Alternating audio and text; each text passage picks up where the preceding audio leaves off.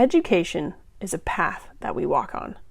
And when we choose to be educators, we walk that path with our students. And when we choose to be home educators, we walk that path with our students who are our children.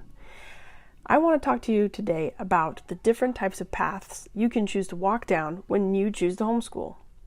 There's lots of educational philosophies out there, and a lot of them bring a lot of really good things. But you have to find the right path for you. I'm going to talk about today a path that I walked when I was a student, and the path I'm walking with my children, which is the path of leadership education.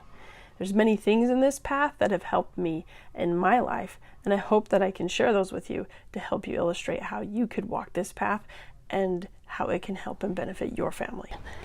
In our homeschooling journey, at some point, we are going to have to decide what we believe is the fundamental nature of education and how it's accomplished. I made a little object lesson that I'm going to share with you to show with you how I think this conversation goes about. Let's pretend that this cup is your child's mind and this river is all the knowledge in the world. How are you going to get your child's mind to hold some knowledge? Well, most educational philosophies go about the idea that you, as the educator, should walk into the river, fill up whatever knowledge you feel is necessary to be put into your child's mind, and simply, through the various different creative means, put the knowledge in your child's mind and fill up their cup. That's how most educational philosophy goes about doing education. Well, Thomas Jefferson education approaches things a little different. This is your child's mind. It's a unique mind with unique genius. And this whole vast world of knowledge is not necessarily known what your child needs to know.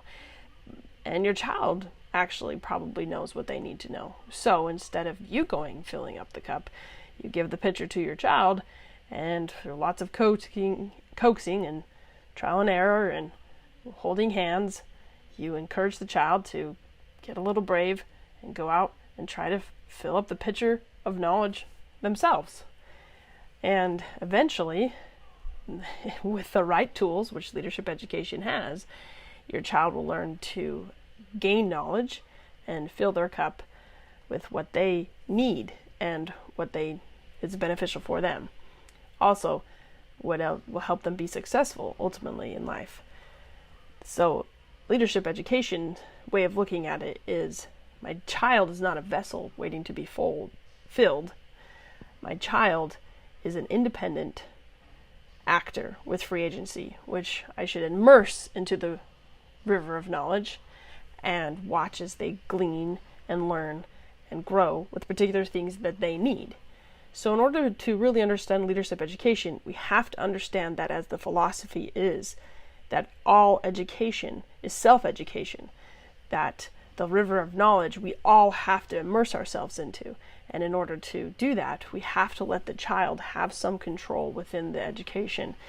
And there's so many ways that leadership education makes this successful, but you have to start with this fundamental base that learning happens when the child takes control of the idea that their education is theirs, an agency is engaged, and the challenge is accepted to go into the river of knowledge and to glean what's available for them to help them be successful.